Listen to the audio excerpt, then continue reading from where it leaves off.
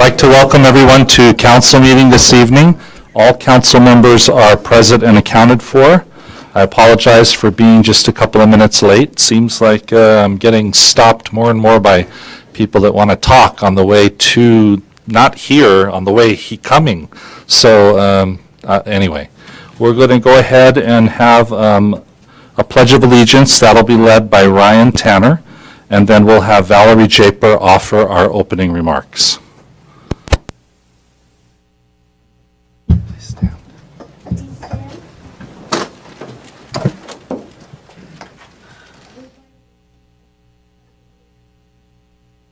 I pledge allegiance to the flag of the United States of America and to the republic for which it stands, one nation, under God, indivisible, with liberty and justice for all.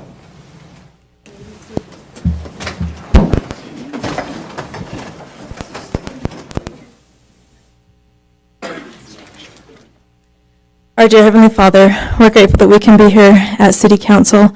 We're grateful for those city workers and for what they do for our city. We pray that Thy Spirit may be with us here in this meeting, and we say these things in the name of Jesus Christ. Amen. Amen. Thank you, Valerie. Thanks, Ryan. It's so nice to be able to just call on people to help out and spur of the moment, and we live in a community where that's possible. Okay, are there any changes to tonight's agenda? Item 10A has been canceled.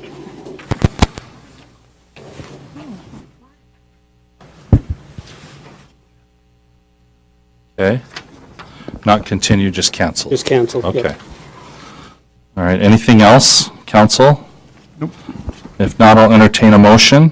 I'll make the motion, Mayor and Council, that we approve the agenda with the cancellation of item 10A. Second it? We have a motion by Ben and a second by Diana. All in favor? Aye. It's unanimous. Okay, we're going to have an open session now. This is where if there's an item on the agenda that is not a public hearing or doesn't have any kind of public comment, or if there's something that you wanted to talk about that's not on the agenda, please come up, and depending on how many of you are that want to speak, we're going to ask you to take 3 minutes max and state your name at the beginning of your speech. So the time is now yours. My name is Mitch Waite, and it's an honor to be here among friends in good old Pleasant Grove.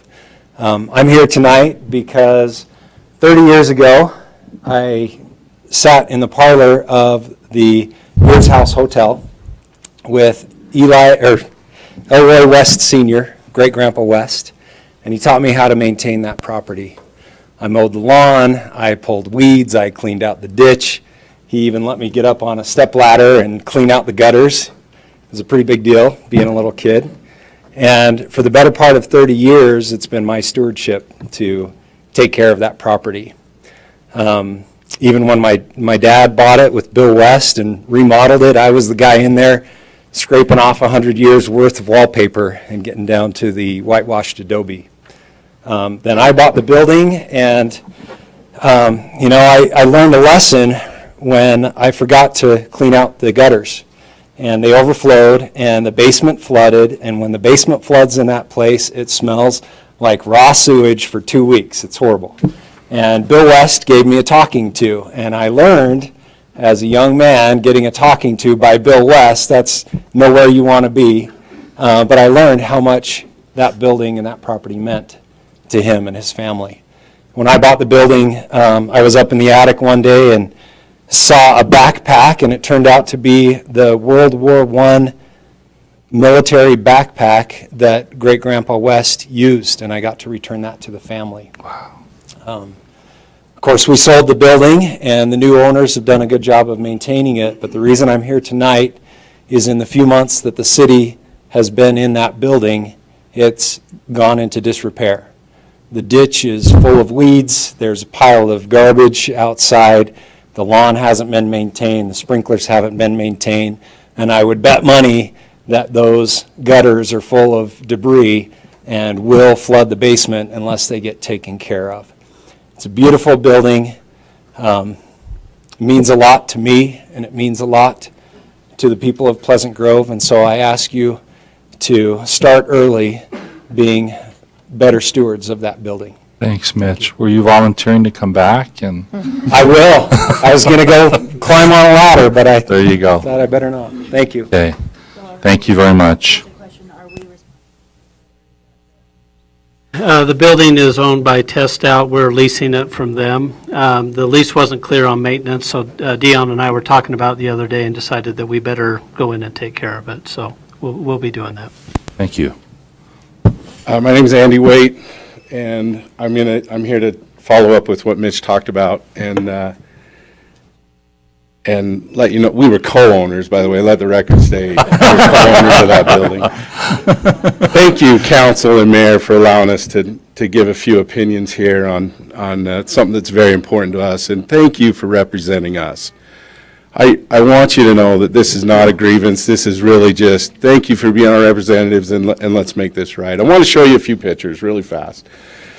This is a picture of our landfill.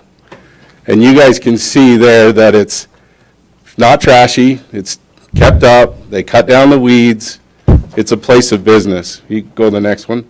This is their sign. You know that there's their opposite hours of operations. Do you know what some of their services are? You know they're open for business. Next one. This is where we do our green waste. Look how lovely it is. There's not a weed in sight. Next one. This is the sewage treatment plant. Look at their grass. You know those places are open for business and have services to give. Next one. This is the corner of 100 East, 100 North. If Mitch were to zoom in, a child can't walk through there. They'd have to walk out into the road and into the weeds to get through that sidewalk. That bush is overgrown. Go to the next one. This is the entrance into the parking lot. The weeds are so high, they're up to my mid-thigh. That is a paper sign that says, "Do not park here, you'll be prosecuted." That may be a city car, I don't know, but it was there for 24 hours. They don't care. This looks like a scene out of Hurricane Relief, out of Houston. There's 1, 2, 3, 4 trash cans, a sign leaned up, there's bar stools. That's the first sight you see when you walk in. This does not show me we're open for business. Next one. There's the dead lawn that Mitch talked about. Signs leaned up against the house. You can't see it, but there's a flower bed there full of bleeding hearts that we were told by Great-Grandpa West, don't let these die. And I want to let you guys know that so that when we see them on the other side, I'm not going to feel guilty about this. Okay, next one. Those are the weeds next to the lamppost. Are you guys getting my picture? Next one. Here's the sign. Now, when me and Mitch had the building, we weren't allowed to have a building permit unless the sign is permanently attached to the building or temporarily attached in an A-frame formation. I know you guys are experts at temporary signs. I see your names all over the city. This can get fixed. Next one. Sid, we ought to tie bows on those weeds. Next one. Okay, this is the street view. You can't tell if it's even open for business. We as a city claim that we have award-winning staff, we have award-winning services. This is not open for business, in my opinion. Next one. There's Midway. Look what it looks like. That's a city that's open for business, and I go in here once a week and I deal with these fine staff, and they are ecstatic because they work in a little castle.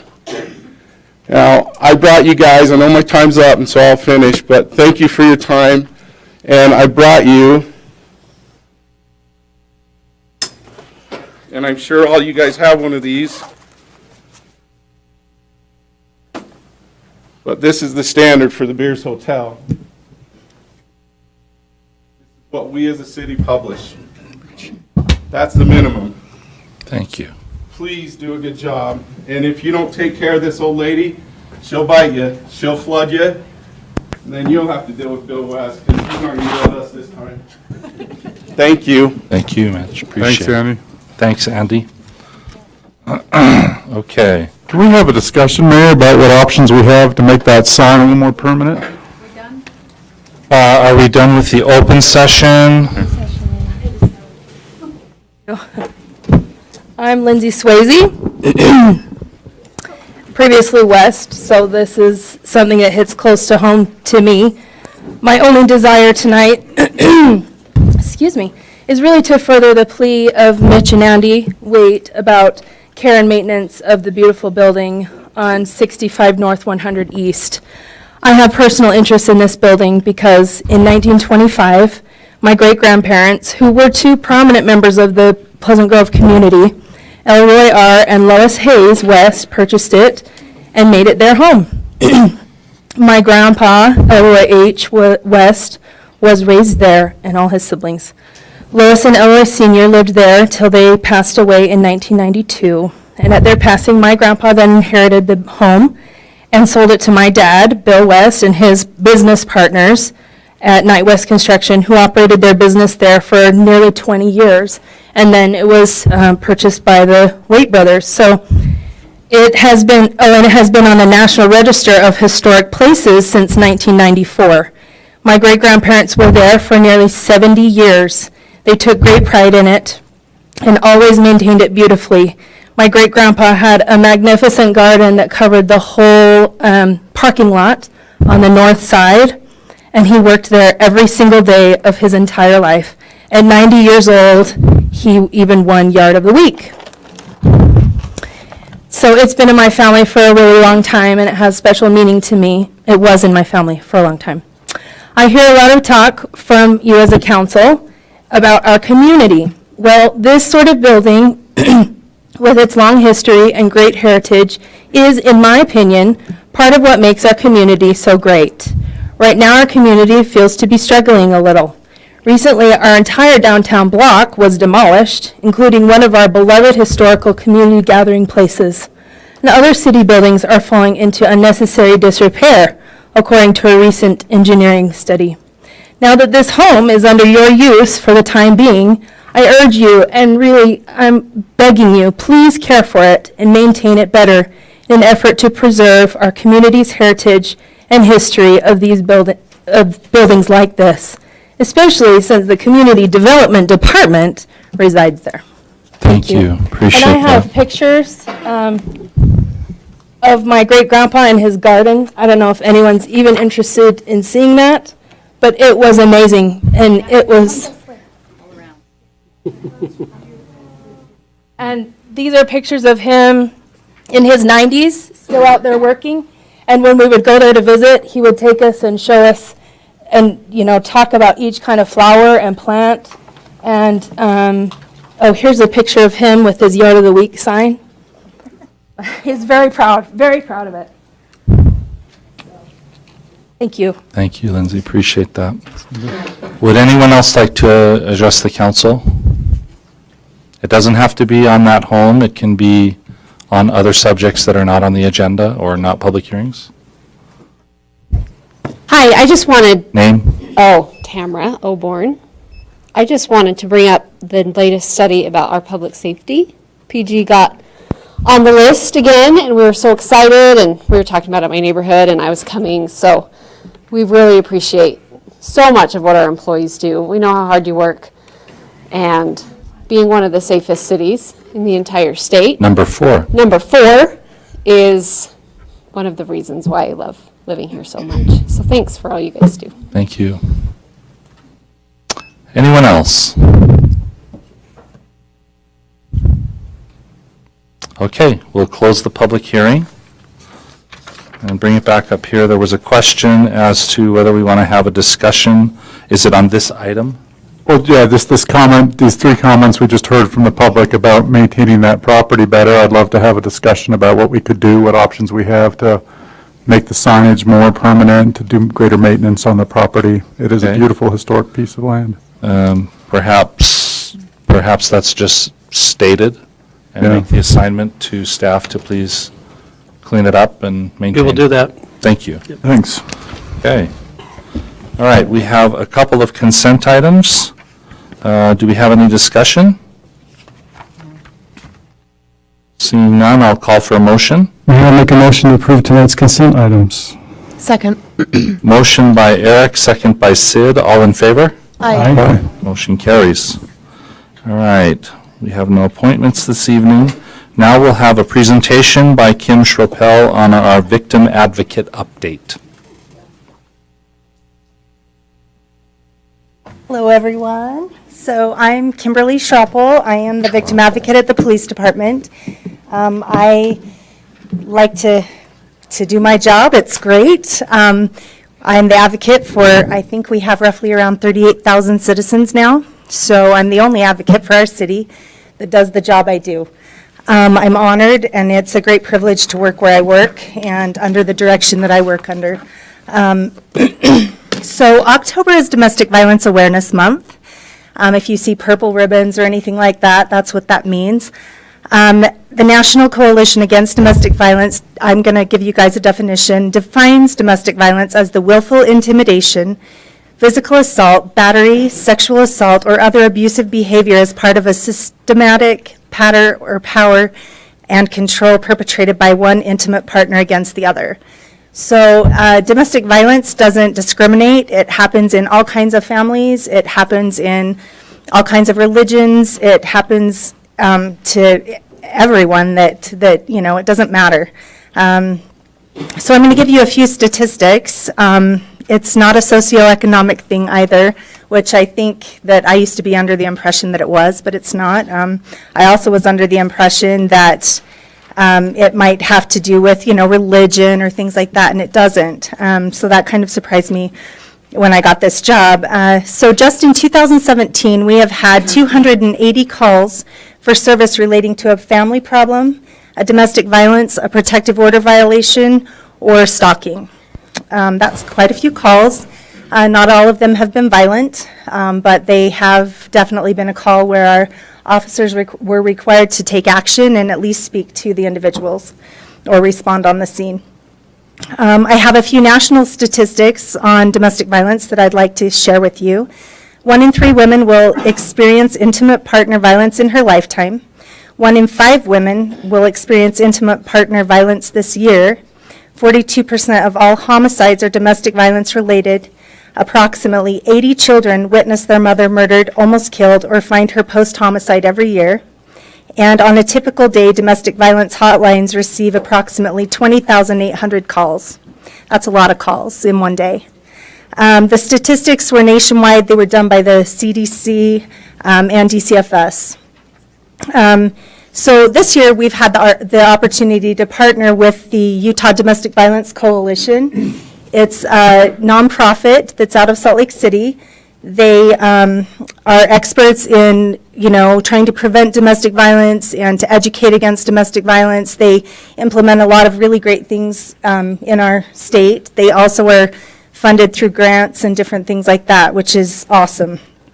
Our partnership includes what we call the Lethality Assessment Program, and we're going to call that LAP for short, because it's kind of a long words when you put them together. So this program came out of Maryland, and it has been evidence-based to save lives in Maryland. There are different lethality assessments. The Maryland model has been one of the top-notch models, though, for preventing violence. And I also want to include that domestic violence does happen against men. Men just don't report as often. So, but this LAP program it was created by a lady named Jacqueline Campbell, and it was, like I said, first implemented in Maryland. It's a 2-pronged intervention process, which features a research-based lethality screening tool and an accompanying protocol referral that provides direction for our law enforcement and other professionals that work with the victims of domestic violence. This program will identify if victims are at high risk for domestic, like for homicides or being abused again, or if it's a more lethal type of violence. And it's been very, very successful in doing that. So this program, it has 11 simple questions that the officers ask when they go on scene. These questions are asked in a certain order, and the officers are then able to identify if that person is at high risk or not. We then coordinate with the shelter or with me as the advocate. I make contact always anyway within 24 hours. But this time I make contact and I make sure that if they've had that resource given to them through these 11 questions. So going to the shelter if they choose.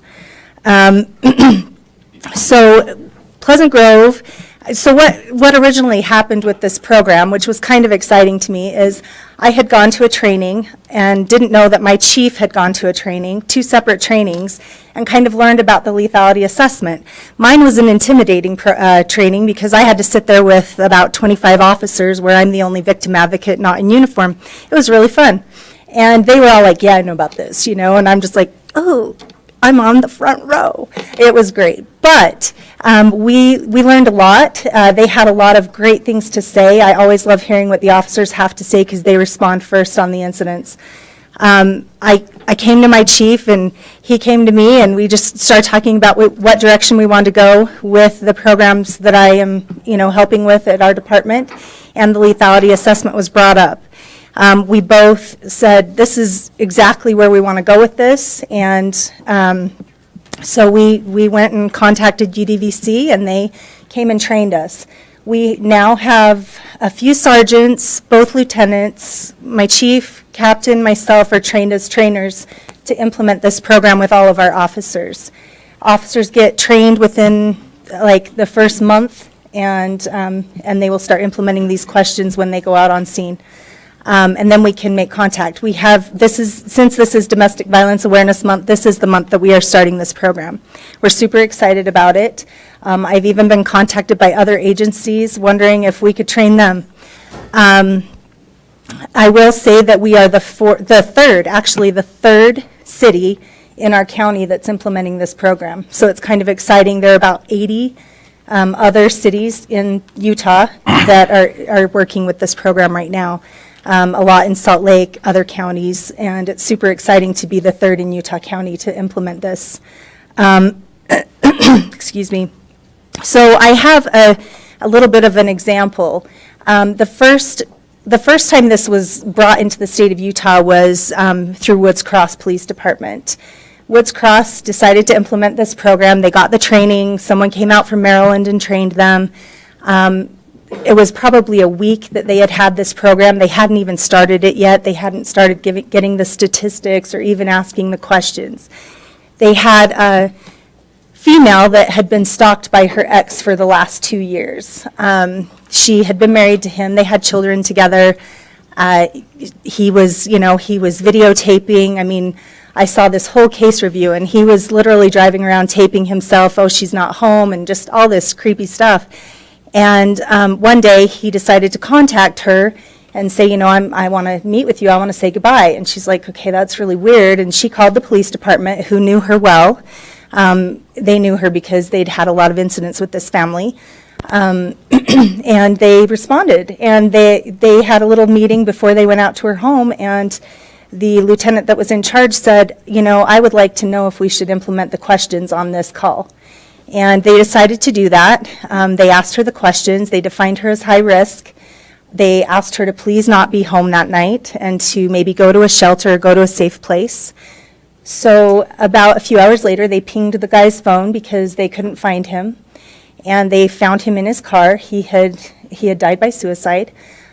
He had several guns in his car, several rounds of ammunition, and he also had video footage of him going into his home, his former home, into her home, and saying, she's not here, dang it, and just going on and on and on this video. And basically, they know that he would have taken the life of his wife, his ex-wife, and their children. So because these questions were asked, they were able to get her out of the home. So I believe this is a great tool for our city. I believe this will help, save lives. And if not save lives, help for future, so women can be educated and know that they have a tool, a safety tool, and a place to go when something like this happens. It's got a great success rate, and we are excited to do this as a free service to our city. We were trained free with no funding that came from our city. This all came through the state with that grant through Utah Domestic Violence Coalition. So I'm excited to get it going, and I hope if you have any questions or anything, give me a call, and I'd love to talk to you. Thank you very much. Very good.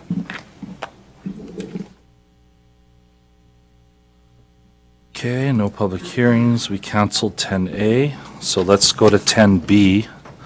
10B is to consider for adoption a resolution 2017-055 authorizing the mayor to sign a professional services agreement with St. John Properties for construction of an elevator for the Pleasant Grove City Library located at 30 East Center and providing for an effective date. Scott?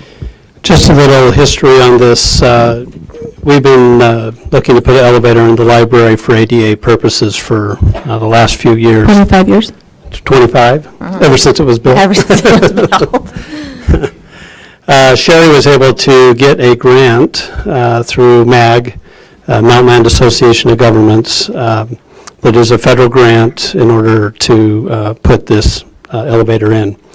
Part of this grant does require a local match, which at the time we were able to put together a local match. I believe the grant is for about $160,000 and our match is 65 or something in that neighborhood. About a third of the cost is ours and two-thirds is this grant.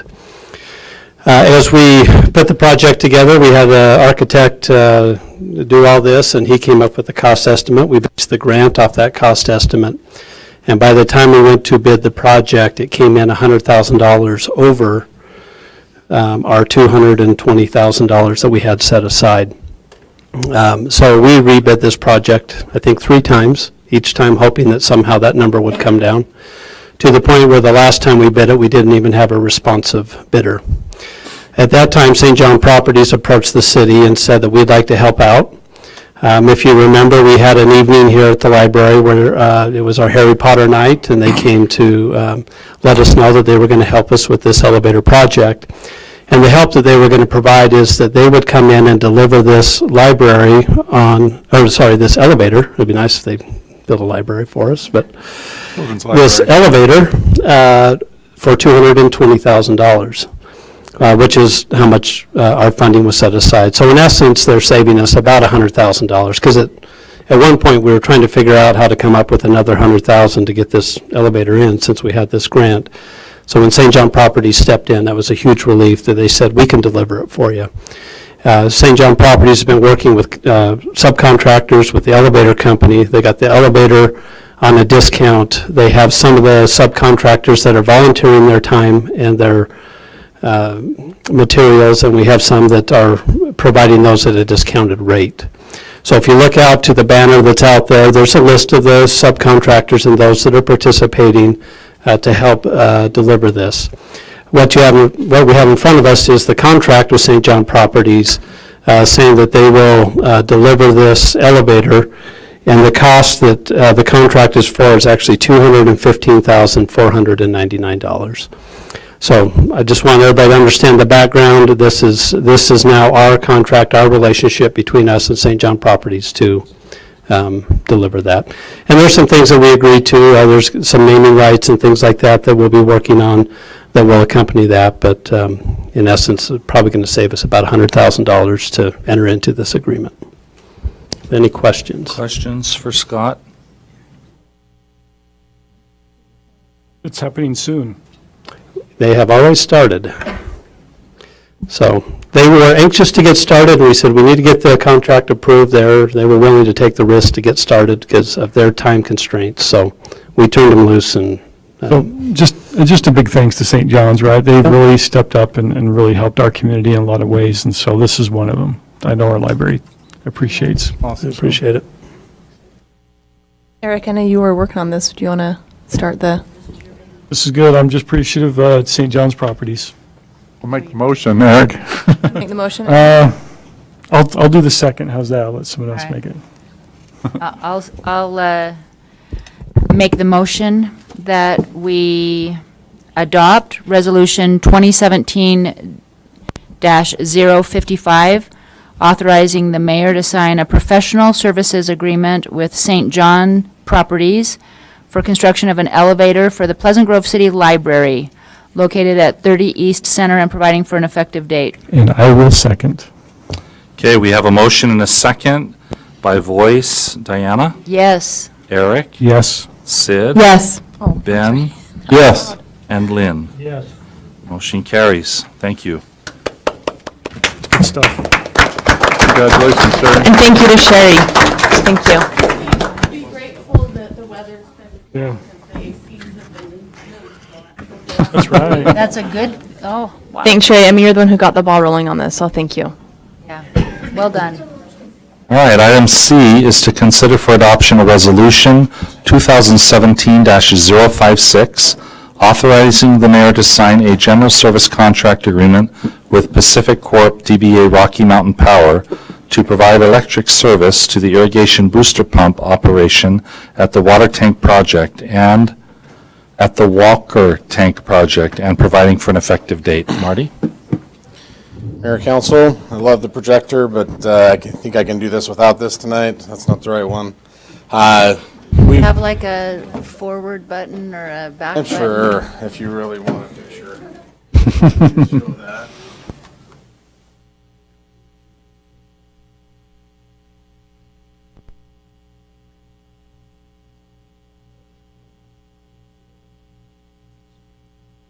Well, you know, if you have pictures and you want to share them, Straightforward tonight.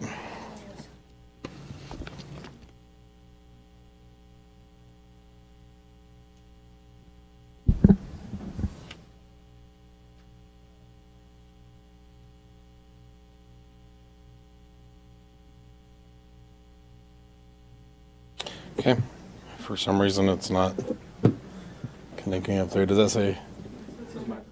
Go ahead, Marty. Okay, this item actually is something that we very recently approved an agreement with Newman Construction to construct a pipeline, an electrical gray Schedule 40 PVC pipeline from essentially the Grove Creek debris basin to the new Walker tank site. It's approximately 1,450 feet of PVC line that has to be installed there to get power from the source to our future pump station that will be at the tank site, which will start construction, I believe, this week. We are, in order to do that, Rocky Mountain Power has an agreement, which is before you for approval, to provide power to that facility. And in order to do that, we've got to also not only install the conduit, but the power, and this is the agreement to do that. Essentially, this agreement, we originally started out asking for a lump sum cost for them to install that. It was around a little over $50,000 to get the power from the source to the pump station. In looking at this, they had another proposal, which is what you're seeing before you, which is that they would look at a monthly charge, a minimum charge over the next 5 years. That minimum charge is $411, which if you times that out equals $24,600, which is substantially less than our $50,000 initial buy-in if we just wanted to have them install it as a lump sum cost. However, there is also, in addition to the $24,600, which will be a monthly charge, if we use power, we also have to pay a little bit up and above that, and essentially they're kind of incorporating the overall project costs into providing power to this facility, which in our evaluation is a better option for us than to just make the one-time lump sum payment cost, because it will be less than our one-time payment. So if this agreement essentially is agreeing to that, and be happy to answer any questions that you might have about it. Okay, council? All right, seeing none, I'll entertain a motion. Mayor, I make the motion for adoption of Resolution 2017-056, authorizing the mayor to sign a general service contract agreement with Pacific Corp doing business as Rocky Mountain Power to provide electric service to the irrigation booster pump operation at the Walker Tank project and providing for effective date. We have a motion by Eric and a second by Lynn. By voice, Diana? yes. Eric? Yes. Sid? Yes. Ben? Yes. Lynn? Yes. Motion is unanimous. Okay. Item D is to consider for adoption a resolution 2017-057, authorizing the mayor to sign a cross-access and parking agreement with PG Main 1 LLC for the development located at 45 South Main Street in Pleasant Grove, Utah, and providing for an effective date. Tina? Mayor and council, the resolution before you is in relationship, and it is the culmination of the development agreement which the council approved in 2016 regarding the brand-new building that's here on Main Street at 45 South Main. When that development was approved, there were some issues with access to the back of the building and parking requirements for the tenants of the building. It's a mixed-use project. It has residential on the top floors and commercial use on the main floor.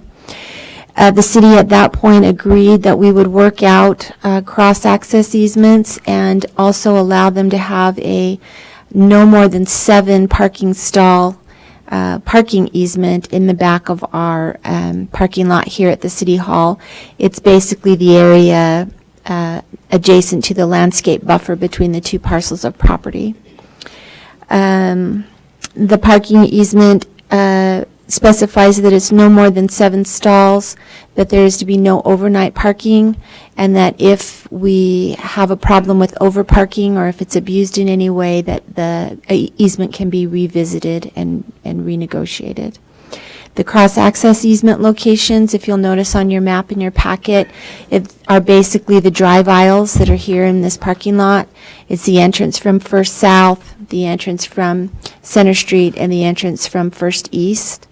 The entrance on First South might have been changed by the Public Safety Building, but at this point, we don't think it needs to be. If it does, we'll come back for an amendment. Do you have any questions? Got a couple of quick questions. I don't see the applicant here, but I was hoping for an update on where we're at with that project and another project that's anticipated, and any sense you may have of whether this agreement has any implications for the upcoming discussions.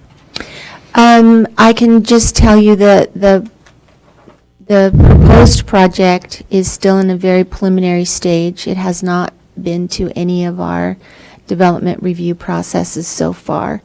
The proposed developer has approached city staff with regard to some issues that they're going to have, so that one is not in the pipeline quite yet, formally. And your other question was? I was just curious if in your opinion, this agreement obligates us to any specific No. details with regard to that discussion? No, the easement itself refers to very specific parcels, our parcel number and the 45 South Main parcel. So the new development is not included in this in any way. Great, thank you. You're welcome. Any questions for Tina? All right, if not, I'll entertain a motion.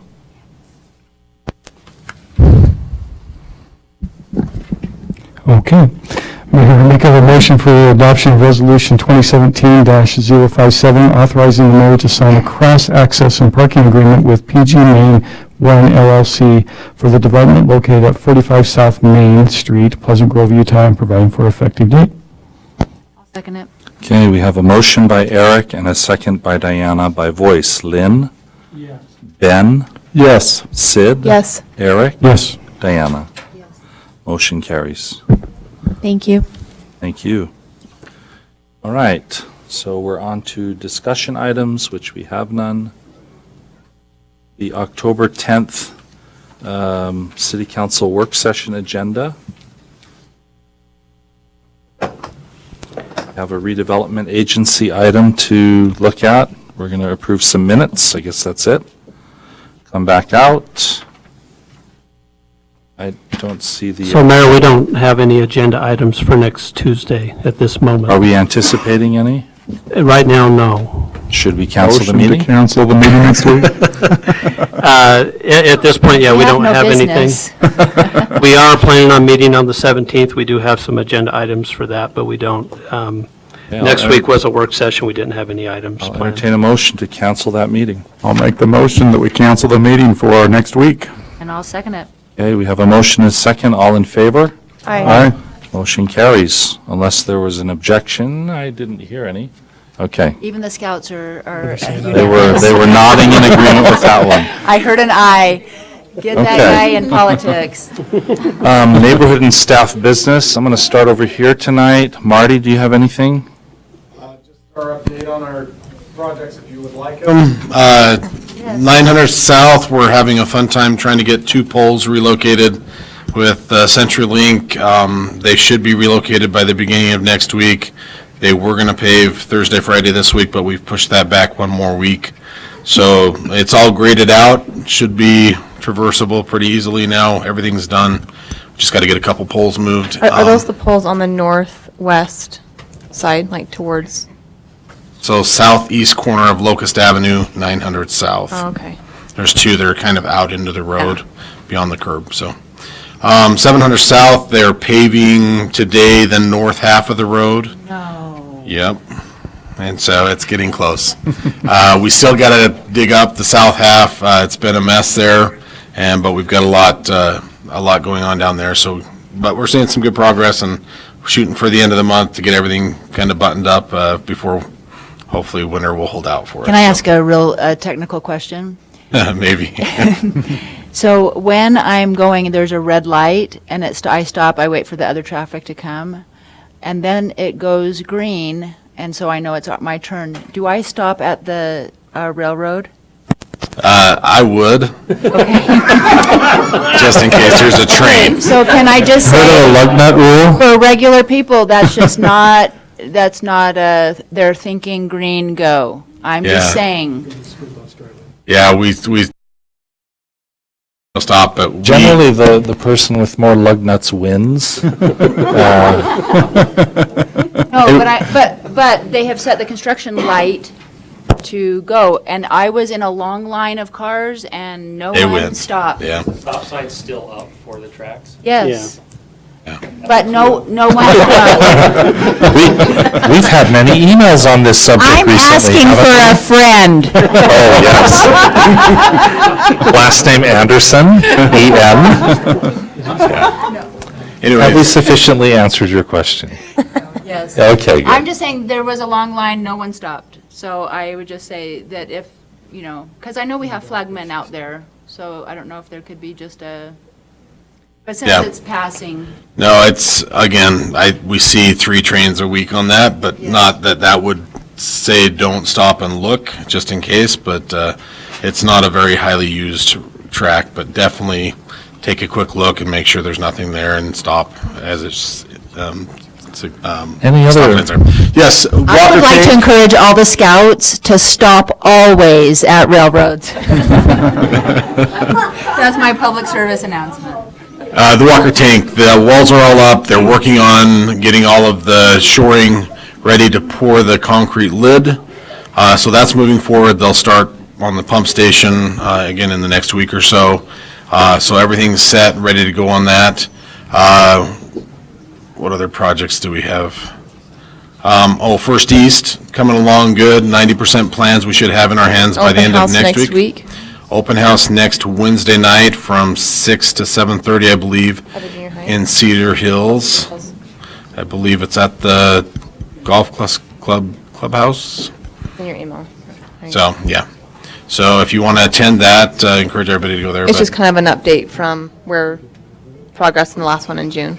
Yeah, so again, 90% plans will be done next week, so it's a matter of just helping people understand the scope of the project that will be completed.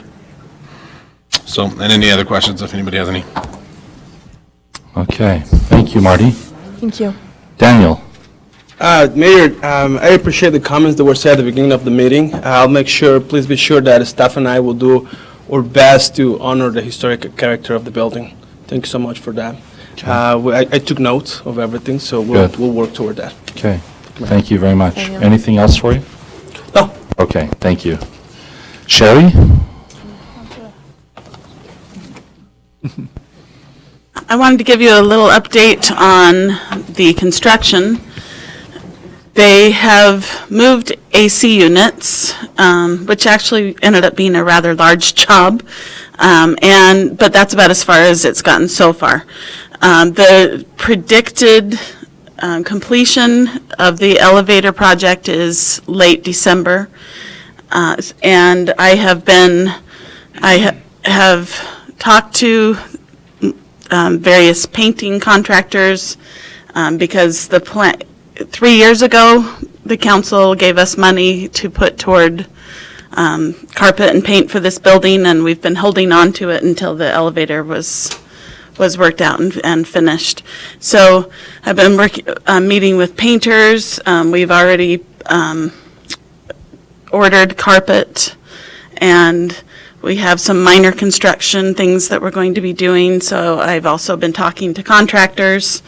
And then we will have some interesting logistical things going on to get 90,000 items moved, books, DVDs, et cetera, without new shelving. That's kind of tricky because you got to move it somewhere and then empty the shelves and move those. Anyway, it is a big process. We had a little bit of an intro to that process a week ago when the young women group from one of the LDS wards came and helped us move all of the junior fiction and nonfiction. And it was about 40 young women, and they helped us move that whole collection in about an hour and a half. So it was. So do you need more people for service We projects? will, for sure. Will you let us know? Yeah. So we can get the word out and help find people? Yes, and it's going to have to be spread out a little bit, like I said, because we've got to empty shelves and then take them apart, and then, so it's going to That's a be great service project. a for little bit someone. of a complicated process, but we're super excited to get it going. One of the things we're hoping to do too, and the construction projects are mostly being paid out of our fundraised money, just so people know that. We're planning to, if we can get the right bids, take the closets that are back there, that whole wall out completely. There are no bearing walls, we've already checked.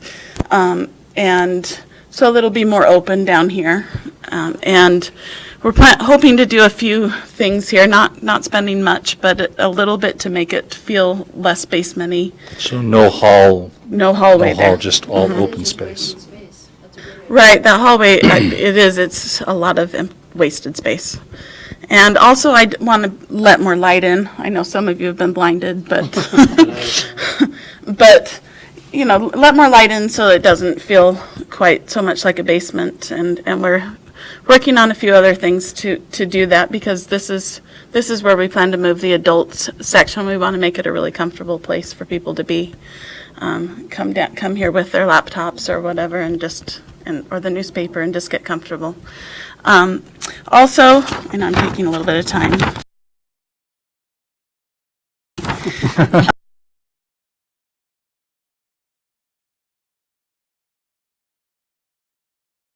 This letter was left on my desk. And so we have a literacy center that's in the upper level of the library.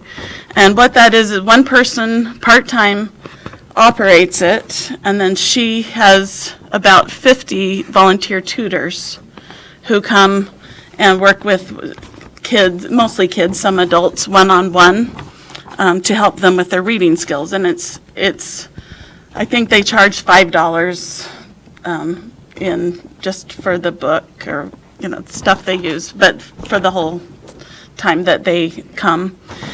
So a parent wrote a letter, and it says, "To whom it may concern. Last year, our neighbor told us about the free Pleasant Grove Library Literacy Program. They told us how much the tutoring had helped their son, and we thought, let's give it a try. Our daughter Addison had previously suffered from epilepsy, which terribly affected her reading and math skills. She was really struggling with reading and reading comprehension. She was at least 1.5 years behind her grade level. Even with additional help from school, she just didn't seem to be gaining ground. She was slipping further and further behind. My first interaction with the free tutoring program was with Linda. I sat down with her and told her about Addison and what our hopes were. She then met with Addison and assessed where she was at. She quickly got back to me and told me that she had a specific tutor for Addison. She didn't want to pair her with just any tutor, but the best tutor for Addison. That gave me great comfort. I really appreciated her true care and interest for Addison and her educational needs. We have now completed our first year of the Pleasant Grove Reading Program, and I'm amazed at how much Addison has improved. She is so much more confident in her reading and is willing to take the time to sound out words rather than guess. There were many many pieces to her improvement, but I attribute a lot of her success to the PG Library Literacy Program. Her tutor spent time getting to know Addison and her interests. She encouraged Addison and taught her many fundamentals that she missed. In school, they can't always go back and fill those gaps in. Thankfully, she got those at the library. I am beyond grateful to the library and her I'm beyond grateful to Linda and her hard work with her tutors and placing the best tutors with each child. Addison is still behind in her reading, but with her hard work, I feel more confident that she can get to grade level in her reading. She has developed a love for reading that cannot be taught but is instilled. My husband and I appreciate all that has been done for Addison and look forward to future years at Pleasant Grove Library Literacy Program. Sincerely, Jennifer and Tyson Broderick. That's fantastic. Thanks to all of the wonderful volunteers. And is that Linda Butler who runs that? It is. Anything else for you? Okay. Scott? Mine's going to be a complete letdown after that, so. All right, what'd you do this time? We just want to talk scheduling for the next few weeks on council meetings. So the 10th has been canceled. The 17th, we're planning on having a city council meeting. The 24th is our fourth Tuesday, which we usually don't meet. The 31st, of course, is Halloween, so we're not intending to meet that night either. And then November 7th is the general election, and we're not allowed to meet on that Tuesday night. At this point, the things that could come up would probably be more. Are you celebrating over there? I did say less than 9 last time we met. Sorry, go ahead.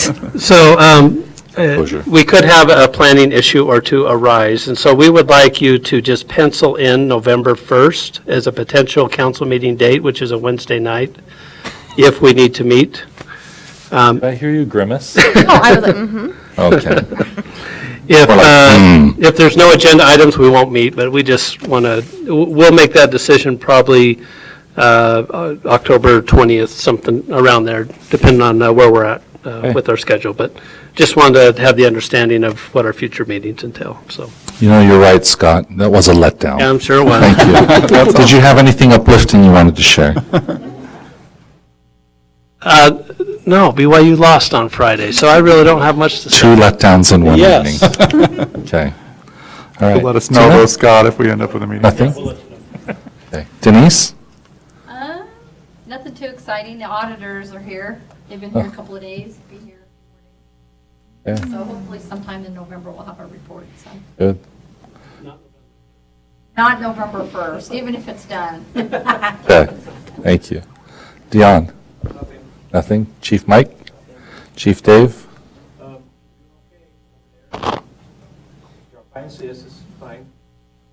I did speak with.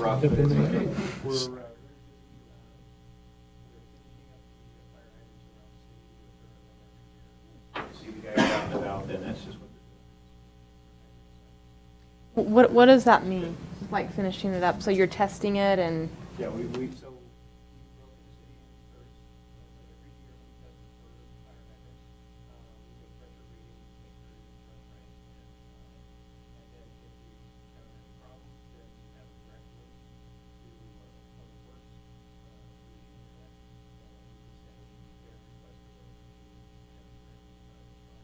And how many hydrants do we have in the city? whole bunch. Between, what is it, 1,300? 1,800. A lot of hydrants. Yeah, can I just add? Sure. Just invited you to go down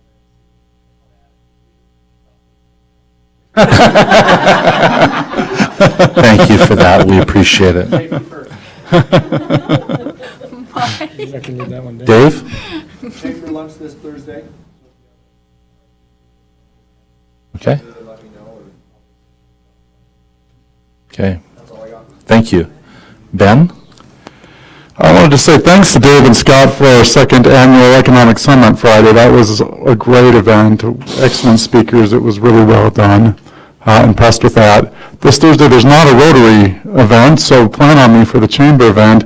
Normally, a Rotary Club meets on Thursdays for lunch, but we're actually having this Saturday a luncheon of all the Rotary clubs in the state, and it's the first time they've ever come into the Pleasant Grove neighborhood to have that all-clubs luncheon. We're actually right across the border in Linden at Noah's, but anybody that's interested in learning a little bit about what Rotary does for literacy and other things, please stop by. I'd love to get you the details of coming to that luncheon. We'll have a number of amazing speakers celebrating 30 years of women in the Rotary organization. Wonderful. Thank you. Lynn? Good. Sid? Thanks to Chief Smith for his department in making us the 4th safest city in Utah. Yes. Technically, we should be probably 3 because they listed Lone Peak. I think they meant High Lone Peak, some entity out there. They're not really a city, so I'm going to bump us up to 3. This is the second year that I think we've been 4th, and I mean, out of all the cities in Utah, that's pretty awesome. That is. And there was multiple things they based it off of it, and that's quite an accomplishment. So thank you, and thank you for the summit, and to Marty for all the road work, and just thanks for all you do. And we look forward to getting your area, cleaned up. So thank you.